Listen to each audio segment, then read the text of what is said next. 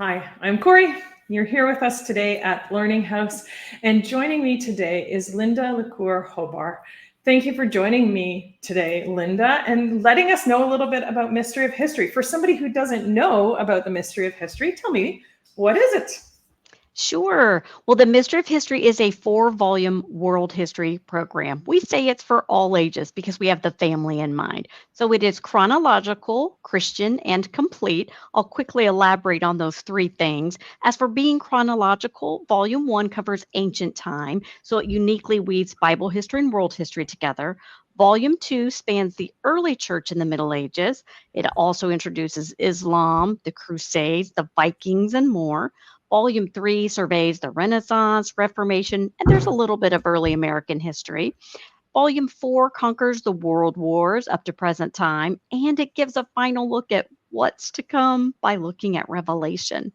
As for being Christian, the Mystery of History is creation based, Christ centered, stands on the authoritative Word of God. And as far as being complete, what we mean is we've made it as user friendly as possible. It's self contained. So not only do you get a book, but you get a companion guide full of curriculum. That's pre test, lessons, activities, quizzes, timeline work, mapping work, literature, and on it goes. So that's the Mystery of History. Mm-hmm. I really appreciate how much you have put into this. It's such a dense amount of material that we can grab from. So tell me, our family always approached from a Charlotte Mason style of learning. What is the style that this curriculum fits into? I love that question. Really, the Mystery of History, because it's a single world history course, therefore, in and of itself, it's not any one method of education. I like to look at the series as a tool that will fit in just about any toolbox. So, if your toolbox is classical, traditional, eclectic, Charlotte Mason, unschooling, or anything else, we feel like this course can fit because, again, it's a tool. So it Mhm. can and does complement well the classical approach to education because it is chronological. It addresses students at 3 different levels. It focuses on a lot of reading and writing in the classics, but it also greatly complements the very popular Charlotte Mason approach because Mhm. it's a living book. And again, it's chronological world history with an emphasis on narration. Mhm. So, the Mystery of History, it's not exclusive to any one method of education. And one other thing, Corey, is that I wrote the books in a very casual writing style, like I'm talking to my students. So that first person narrative style makes it feel more personal. Again, it's not a textbook. It looks like one because we have beautiful pictures in it. But this Mhm. first person narrative style by a single author, we feel like, is what qualifies it as a living book.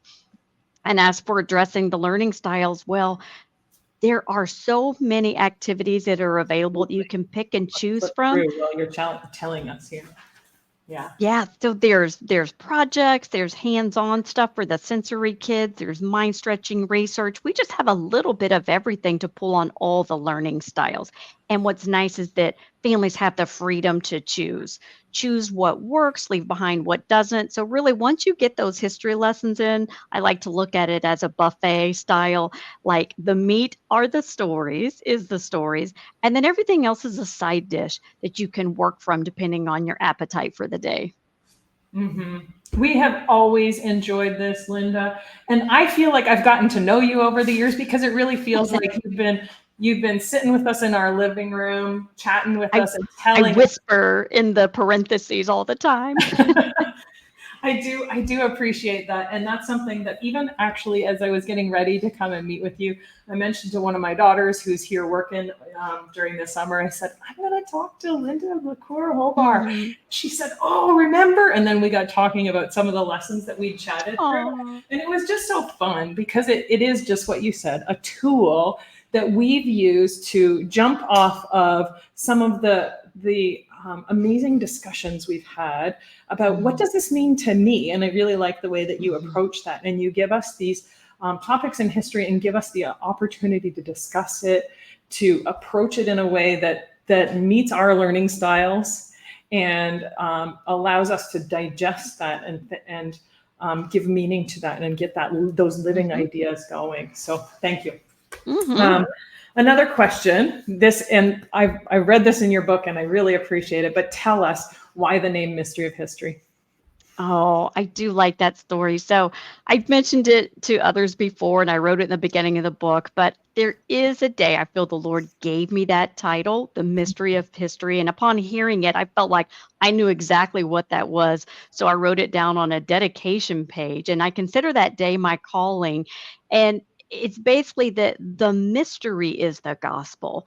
And I had a love for history. I had a love, of course, for the Lord. And when I felt God gave me this title that rhymes, for one, all credit is his, The Mystery of History. It's like I knew what that was. I thought I'll have this opportunity to reveal the gospel in the context of world history. So I Mhm. considered the day I heard that my calling, and that's when I wrote the dedication page.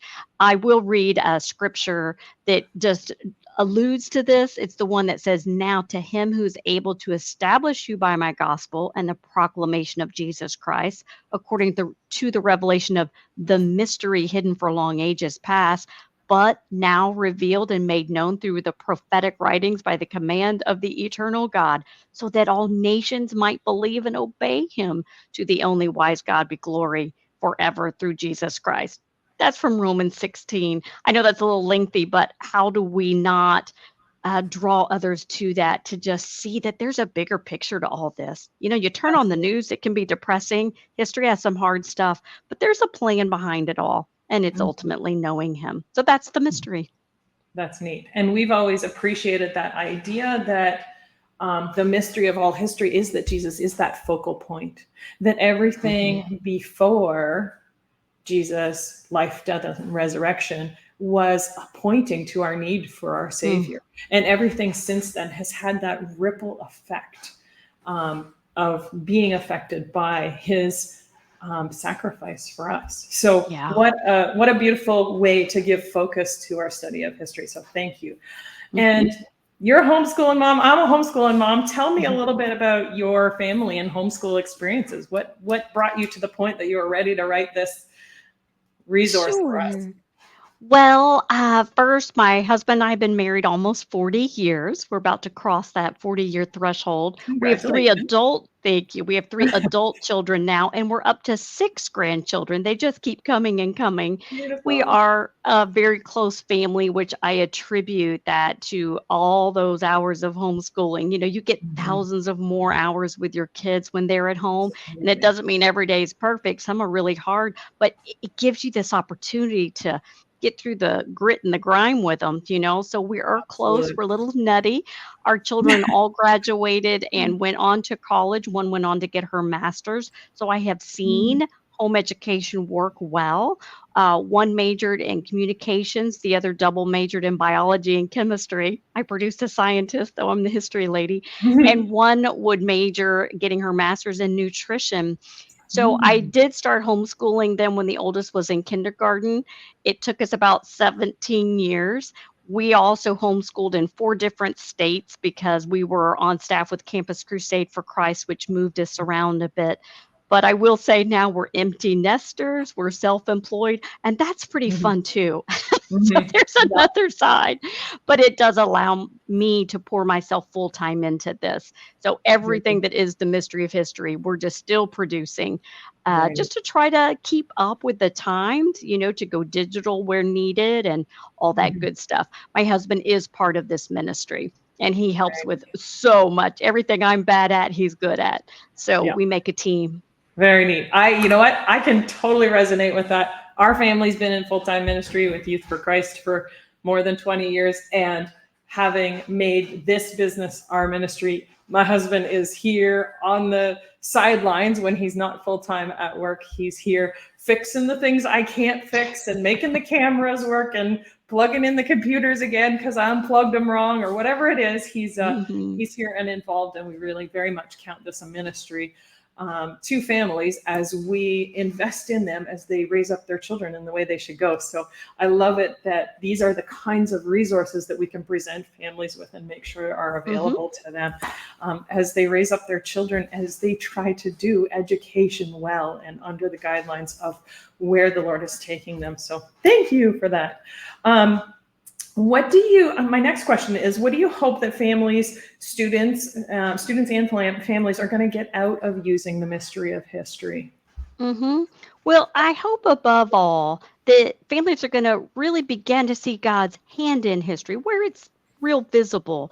And I hope that families will fall in love with the subject, realizing how relevant it is. You turn on the news and there's headlines, and we like to make sense of them, and history helps us do that.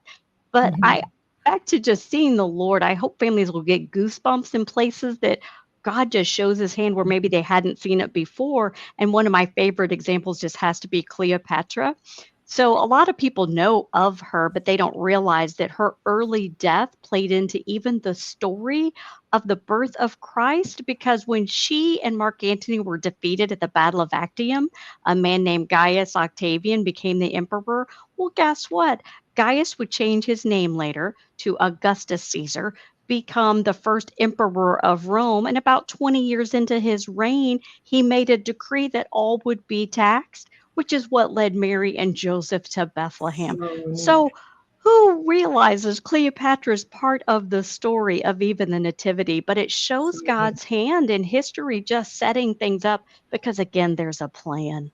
So, Man, yeah, that that's is one of my favorite that stories. just gives me goosebumps. And there's others that I can we can chat about a few things that over time, as we've studied history and studied with your resources, that it has come alive and become something where we can see God's hand in things. And actually, as I said earlier, talking to one of my daughters about being able to chat with you today, she just started bringing up stories about how, oh, remember when we studied this, or remember when we studied that. And this morning she said, oh, that's why one of my favorite subjects is history.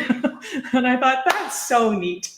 It's So good to hear. it was pretty neat to, because it has brought up those discussions in us, as we've been able to say, this is an episode of history that we've studied, and what does it mean to me, and what does it mean to my faith, what does it mean in my Christian experience, as well as what does this just mean in everyday life? How can we learn from this and move forward in more wisdom? So kind of hmm neat. Anyways, tell me, part of what we want to talk about is just the nuts and bolts of using your curriculum. Moms and dads call us all the time. They talk to our customer service team and they want to know what's the best resource for my family. So a lot of times they just need to know, like, what kind of time am I going to spend? How does this look? And I want to give a little look through the books right now, but hmm give me an idea of how, if I'm going to start to use the mystery of history, what would you tell a new homeschooler to do, and how would they use your resources? I'm going to flip through some books, Sure.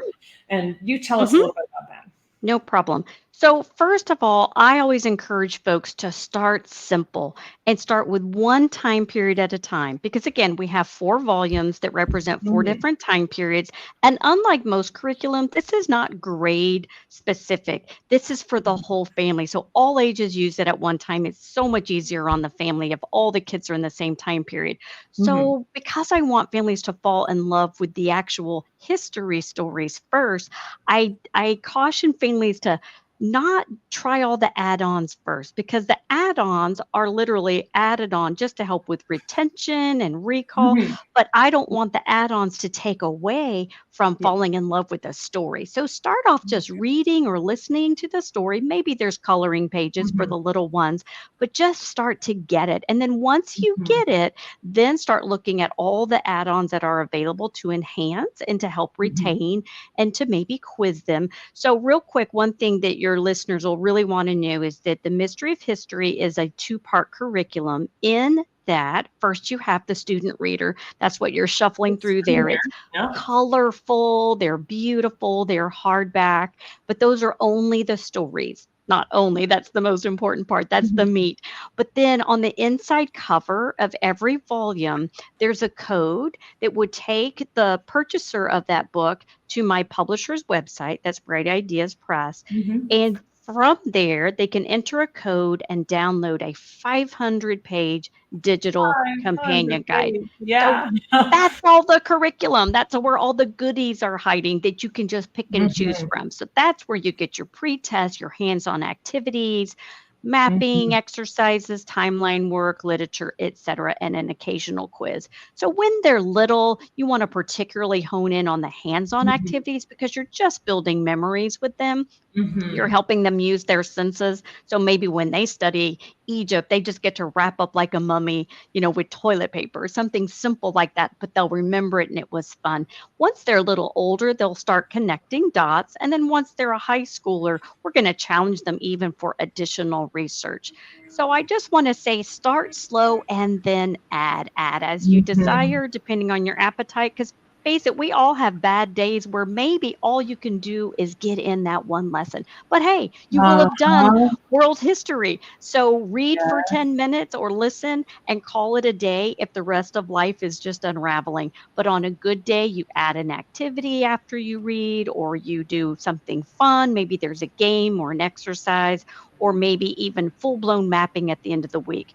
So, all those tools are there for you to pick and choose from to help your children retain. We do want them to retain. We hope they'll remember about 100 characters from each time period. I think more than that is overwhelm. I think less than that's not adequate. Mhm. I just realized my phone is on. Let me unplug that for you. That's okay.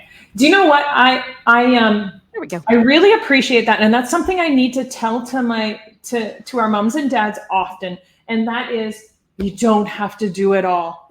We Right. so often will can get lost in the forest for all the trees, and I was that mom where I was like, oh, I want to do this activity, I want to do that, project. We want to try all the things, and I would get bogged down, and we would stop and we wouldn't be Mm, able to move forward because there was just so much good too to do much. that we couldn't do Hmm. it all.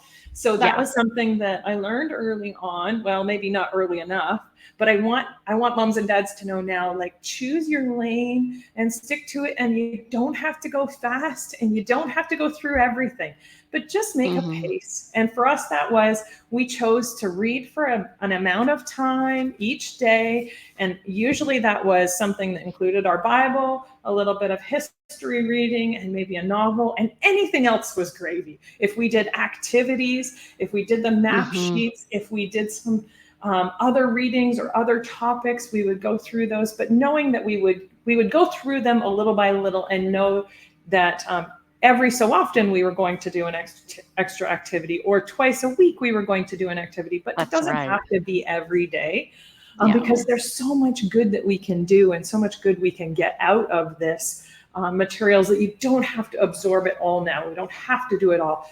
There's so many good readings. There's so many good additional um, literature pieces that you've mentioned, the quizzes and all the activities that just Hmm. starting with the book and reading from there has been so incredibly enriching for our family, and anything extra has been all Hmm. the more so. So I really like that benchmark that you give of about 100 Hmm. characters in history from each volume. That's a really good benchmark to Hmm. work with. Hmm. One question that we're often asked, Linda, is do I need to do these books in order? And are they appropriate Mm. for all of the ages?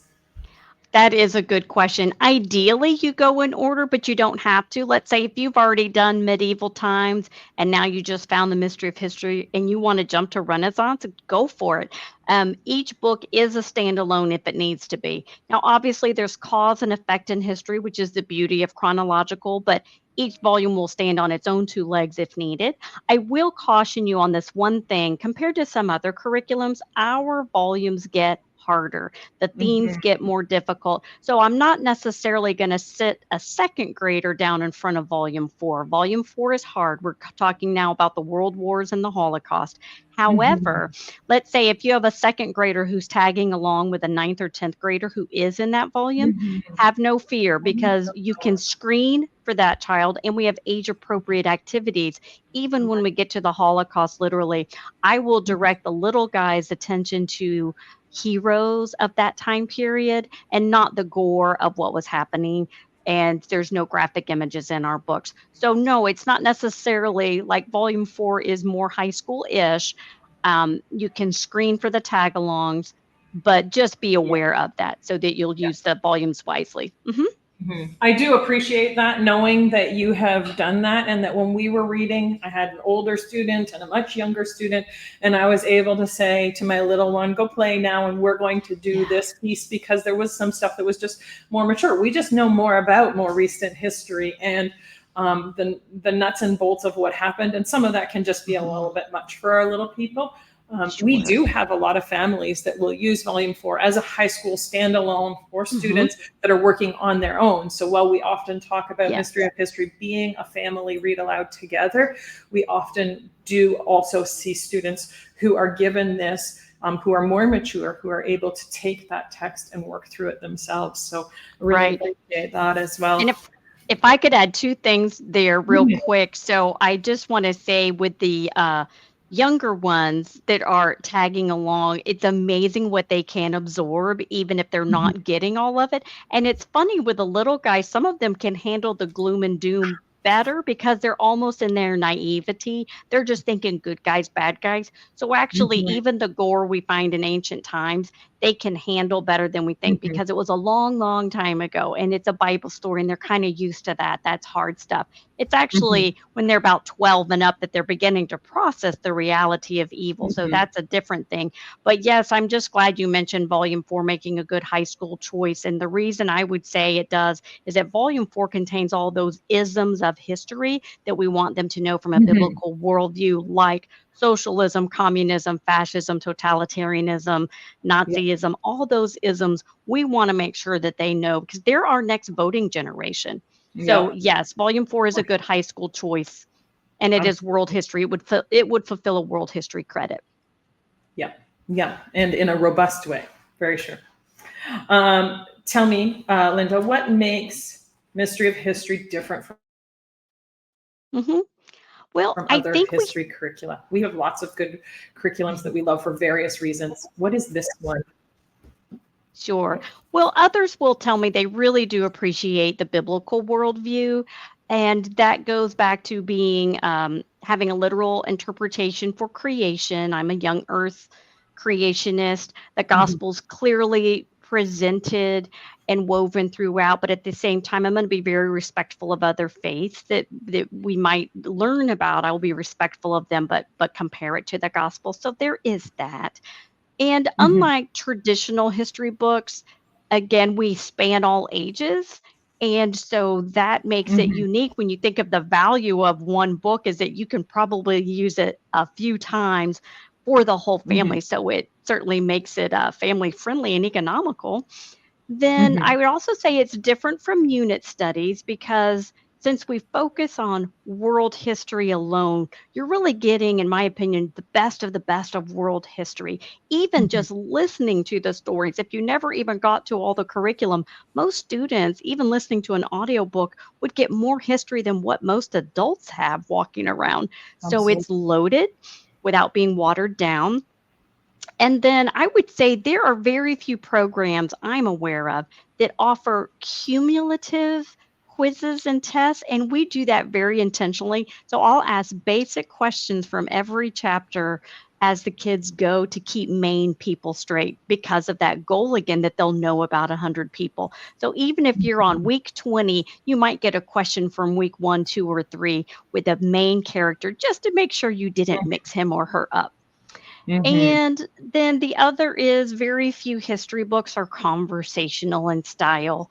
We think that that is one of its strengths. And also, if you go to a typical textbook, it's going to have like a whole unit that's broken up into little pieces, and students tend to get lost from one section to the next section. But our lessons are stop and start. It is one whole lesson for one whole setting. And I feel like containing that story helps keep it a story, and therefore it's a bit more lively. Let's see. Last, again, I kind of mentioned this, but when it's all said and done, we hope the readers are connecting to a person, not just a book. You mentioned earlier, you were the perfect setup for this. You said you feel like you know me through the stories. And that is true of a lot of our listeners. And it's not that I get it all right by any means, but it's just that I'm coming alongside. I'm Mhm. asking the same questions out loud. I'm inserting some, Mhm. nuggets of truth. And when it's about the Bible, I'll direct you to the Bible. And so I think that that helps set it apart from other programs. So I'm Mhm. a feeler and I felt history. So when horrible things happen, I'll be real honest about that. And when sweet things happen, I'll be honest about that too. Hmm. It's refreshing to be able to start to digest that with you, and then to have that as uh, a jump off point for us to be able to discuss these things ourselves. And Linda, Hmm. just the nuts and bolts of, like you said, having short lessons, a few short Mm. lessons in a week, made a difference for us. We've enjoyed other curriculums where you were reading through a story, but we often felt like we didn't come to the end, and we'd have to go, where were we? I can't quite Mm. remember. And Yeah. so just having those bite-sized chunks often works well for our little people, but it worked well for my little Hmm. and middle or older people, as Yeah. we Well, were able to just digest bite-sized chunks hmm. of history at a time. So thank you. Hmm. So it's been great chatting with you again. Hmm. And crossing paths, I know we've crossed paths at various different conferences and online events before, but thank you for doing this. We've had a relationship with you, Linda, since I was with Hmm. Maple Tree and our Charlotte Mason style days. And now with the Learning House, it's great to be able to continue to represent your resources and to get them out to families who really appreciate them. You know that our goal is to make sure that we get resources to Canadians at the best prices, and that Hmm. saves them things like cross-border shipping costs and so on.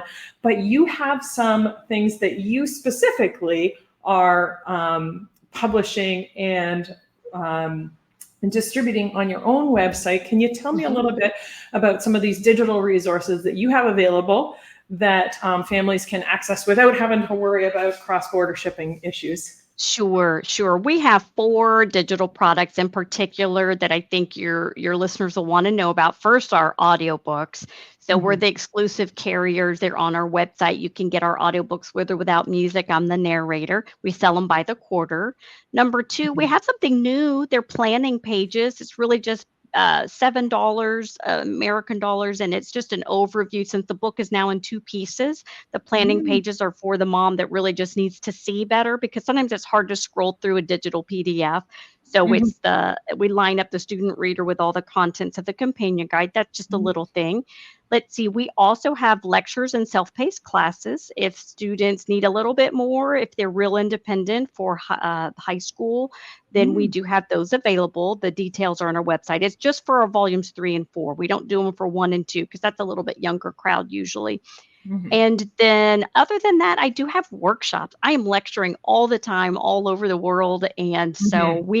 we capture a lot of those workshops and redistribute them for those who just might need on a rainy day to listen to hear me talk about World War I or artists of the Renaissance. Yeah. And I'm usually sitting at my desk and it's hundreds of slides.